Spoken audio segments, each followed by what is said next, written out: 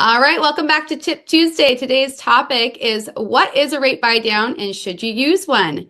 My name is Carmen Johnson. I'm with Team Evo AZ, and I have Ryan Gilliam here with Your Best Mortgage. Hey, Ryan. Hey, welcome back. Thanks Hey. for having me, Carmen. Yeah, thank you for joining. I think this is a really awesome topic to go over. A lot of people have this question.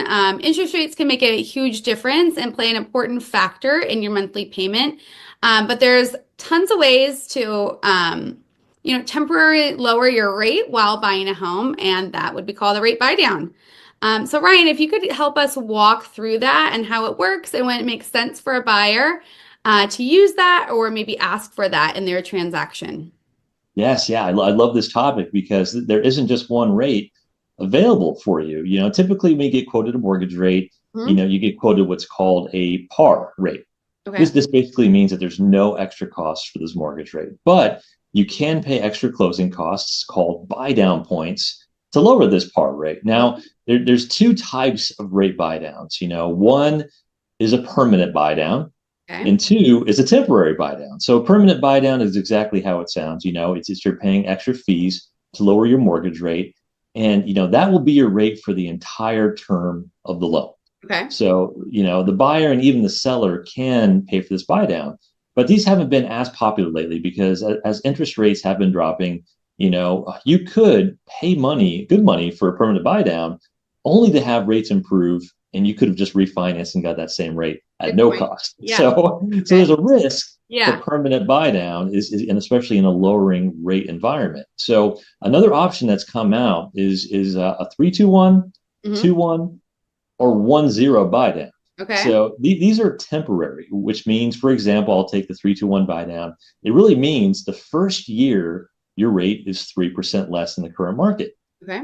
Second year, your rate is 2% less. Third year, it's 1% less. And then after that, you really have that market rate when you closed on your home for the rest of the term.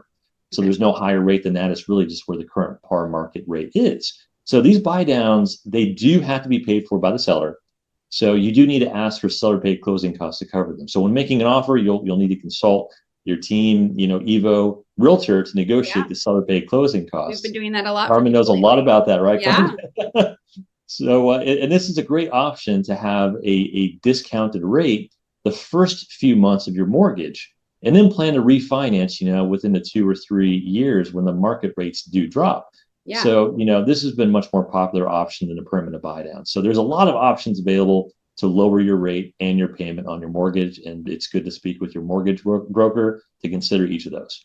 Yeah, no, I think that that's a really good point. And to just consider that, I think that, just because you got quoted, an interest rate from your lender when you were getting pre-approved in the first place, doesn't disqualify you from buying altogether, and that there are creative options out there, once you start putting the transaction together and working with the seller and what those concessions look like and how they could be applied. So super awesome information. Thank you for sharing. Appreciate Thank that. you. Thanks, Yeah. everyone. All right. Thank you, guys.